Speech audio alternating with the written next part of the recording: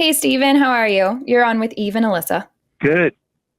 Excellent. Good. How are you? Doing well. Good.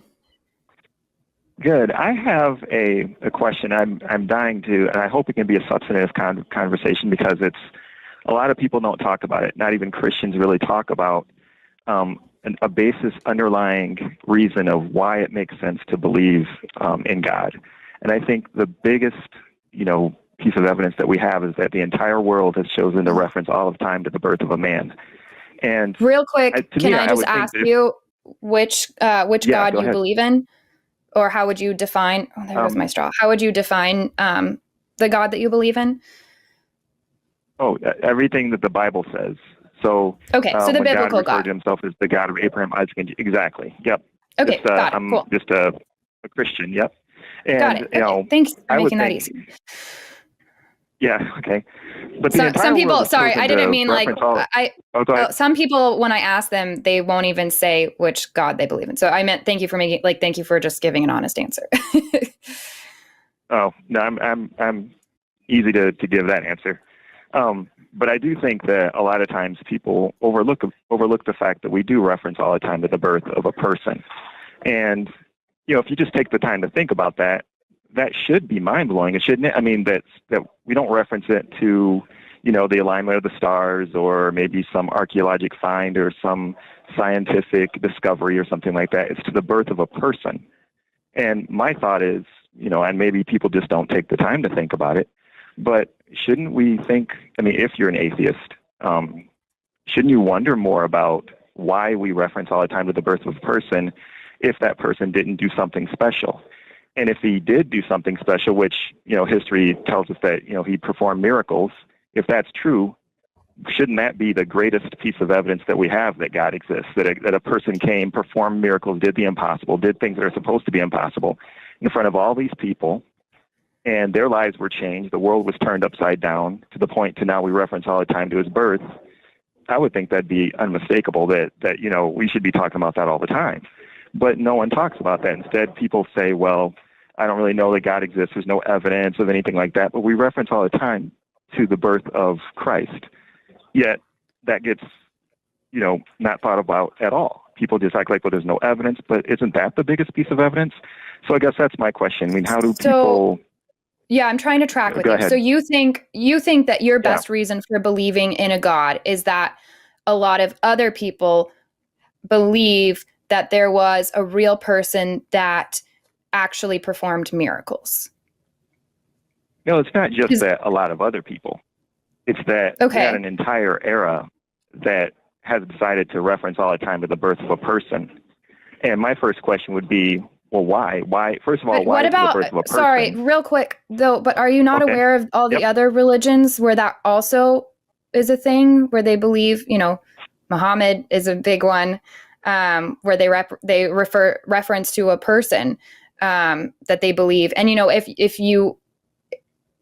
the Greek gods, people were referencing those, and they were going and actively, they very much believed that those were beings that actually did things. They thought lightning came from Zeus, and they were regularly crediting this being for at least there's a physical thing there that you see all the time. Oh, lightning, there, God, our God, one of our gods just did something. So I'm not sure how crediting, because we don't have evidence of these miracles. So which miracles are they that you're referring to, and what evidence do you believe we have for those? What I'm saying with the greatest evidence is that at some point in history, all of people just decided, hey, wait a minute, there's this guy who's walking around performing miracles. All people decided? That's just not true, though. No. All people did not just decide. There was a small group of people that started believing something.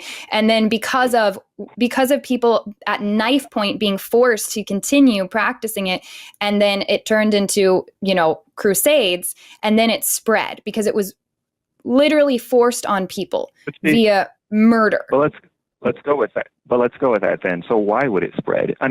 If it spread because people's lives were threatened if it didn't spread. They were told to convert or die. I was just in DC looking at the history of the United States, and it is disgusting, which I already know, but you have the missionaries, the Jesuit missionaries going and literally going to a tribe and saying, convert to Christianity or you will die. That's how it spread. So you're saying is that it's because I'm trying to think, I mean, how you would think it would spread, that somewhere along the line, somebody decided, okay, we're going to say that this guy performed miracles, because that's the claim. The claim is that this man was performing miracles.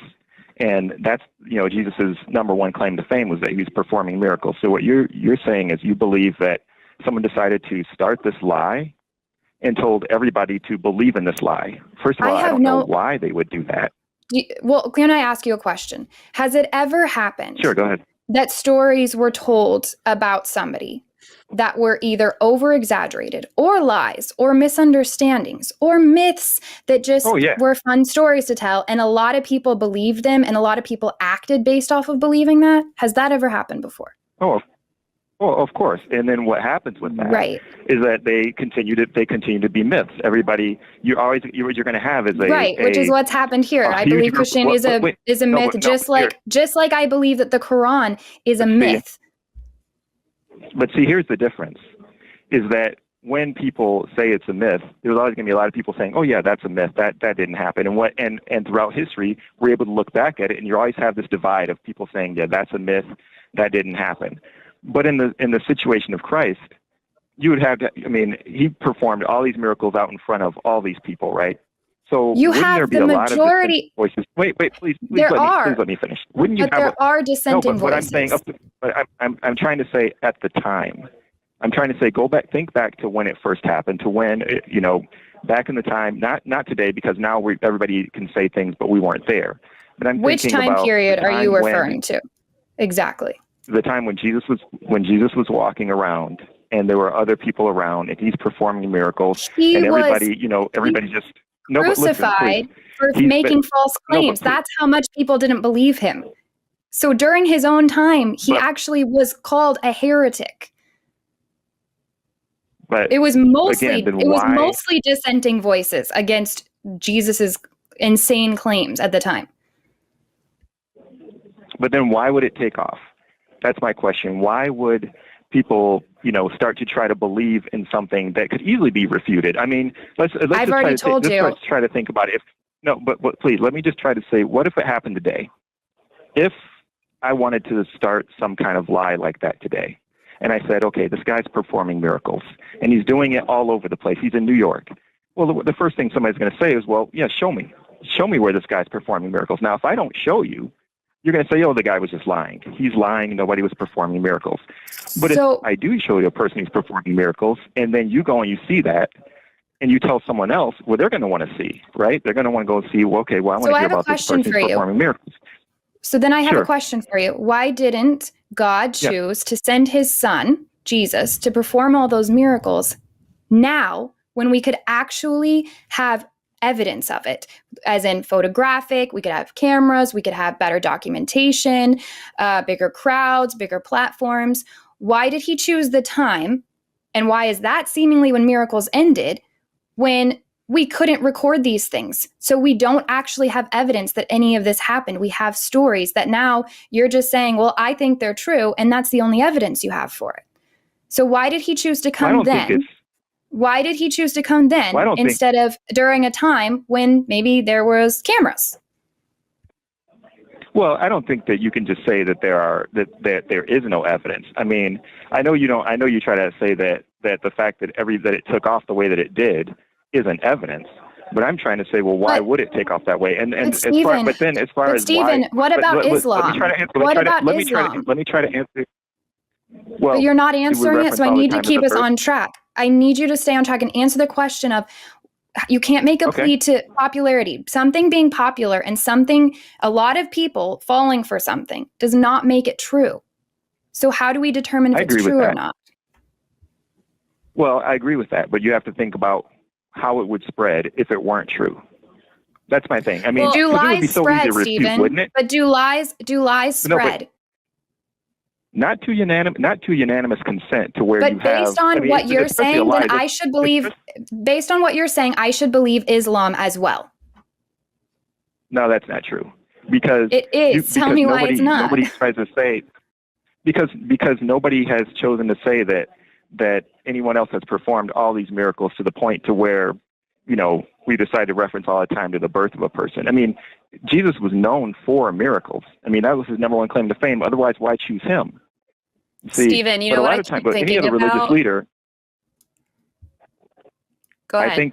I think you really, I think you should really just stop and think. Because this is what I'm trying to think about. So, Stephen, what I keep with something that we're trying to talk to you. If you can answer, Stephen, Alyssa's trying to say something. If you'll listen to her. Okay. You know what I keep thinking about? Do you remember Criss Angel, Mind Freak, Criss Angel? Do you remember that guy? Yeah. Yeah. Okay. So he would do these really insane magic tricks, and we have them on video.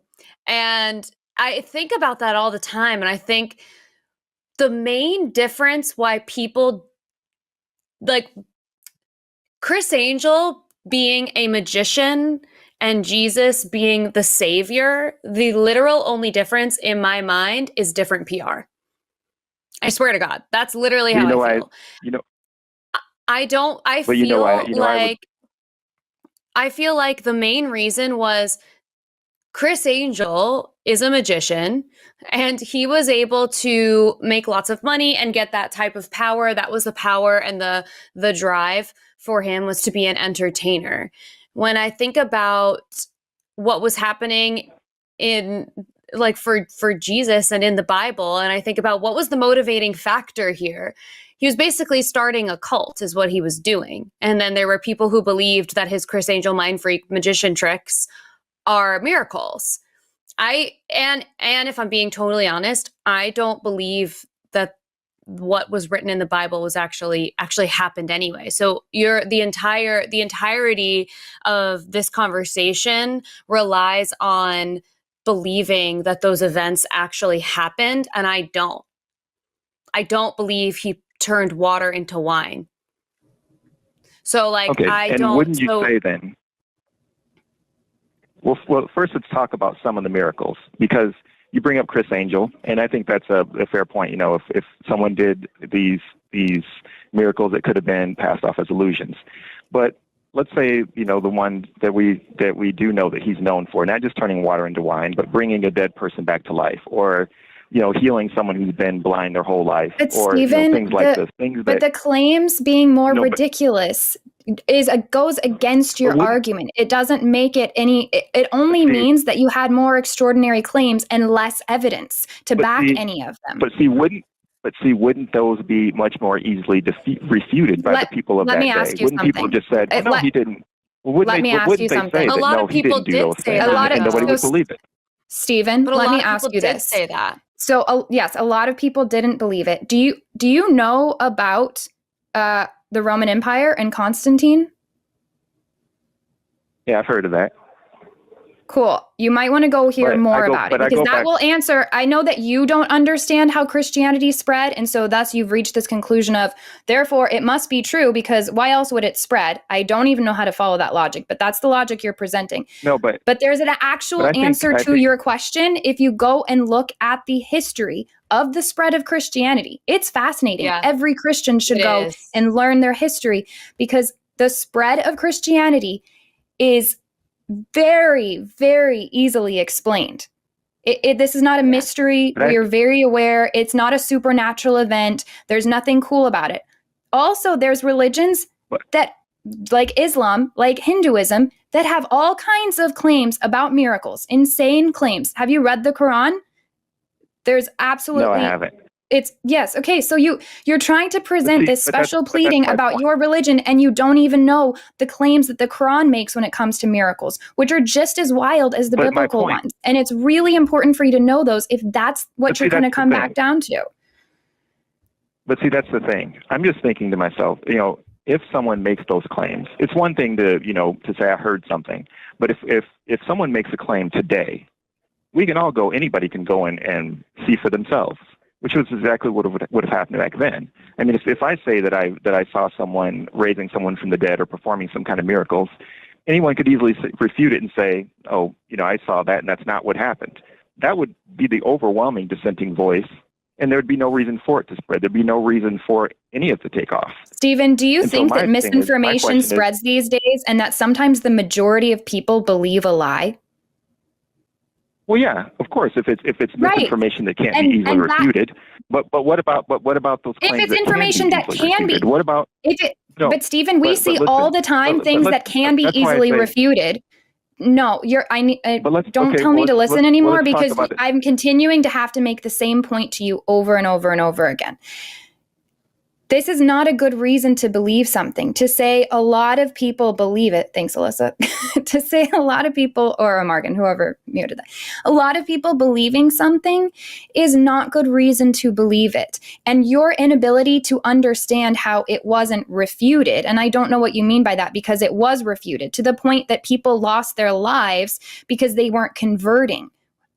You don't know your own history of your own religion, and you don't know the history of the other major religions that make the same silly claims that yours does. You have to go and look those up if you want to have this conversation and be taken seriously. I think Hello? Yep. You still there? Okay. I think the problem is that.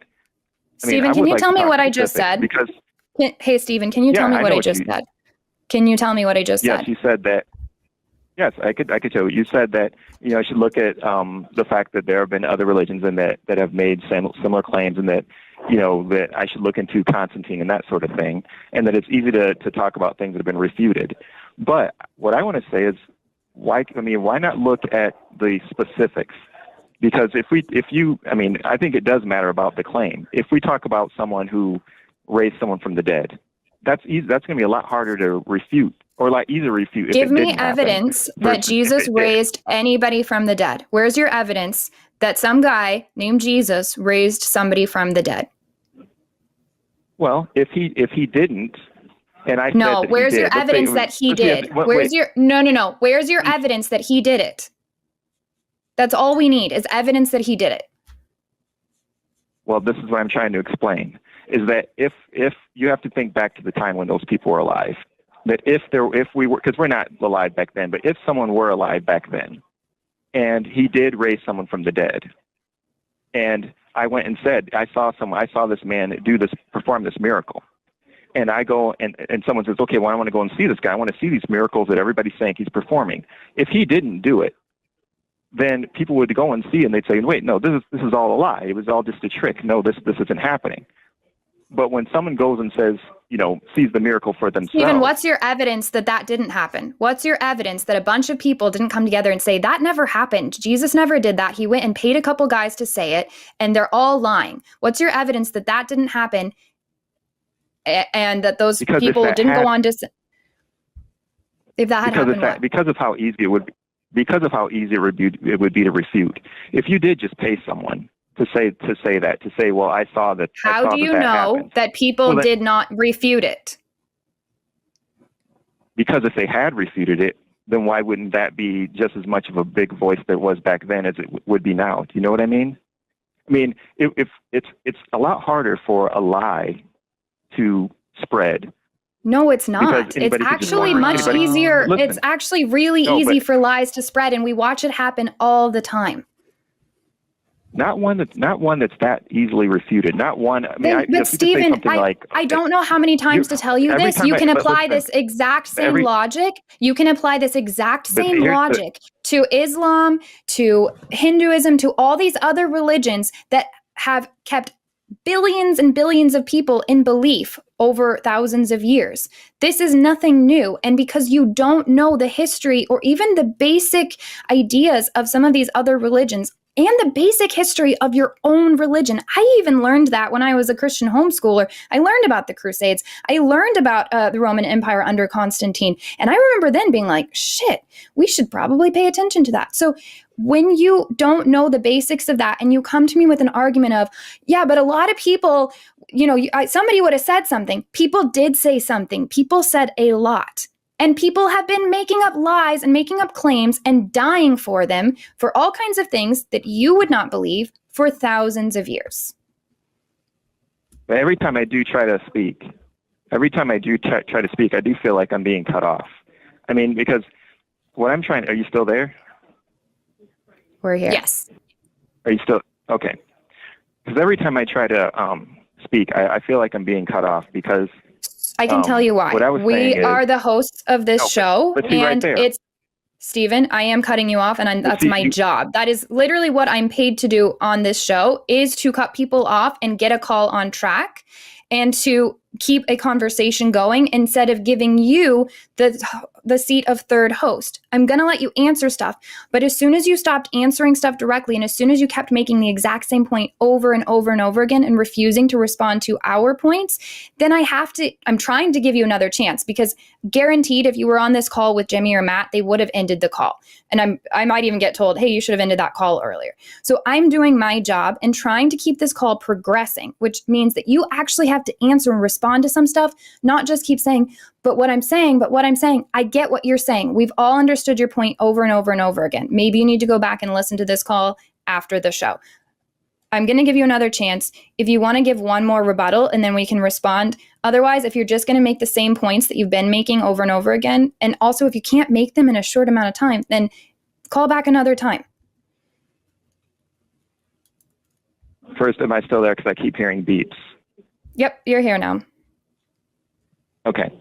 I think probably one of the easiest ways to do it, because I have written about this, and I think when you write about it, I'm able to explain it thoroughly so that a person can think about it. So that's why I would say, for someone to read an article that I've written, because I do think that it's something that a person can take the time to think about. It's a lot more difficult to talk about thought experiments. Stephen, do you think that I haven't thought about this? I don't know if you know any of my background, but do you think that I haven't thought about this? I think that you probably have thought about it in the same way that a lot of other atheists that I've spoken with, well, I haven't spoken with, it's been writing back and forth online. And that is to think about it more in a general sense of, it has been refuted, rather than thinking about how it would organically happen if we were alive at the time.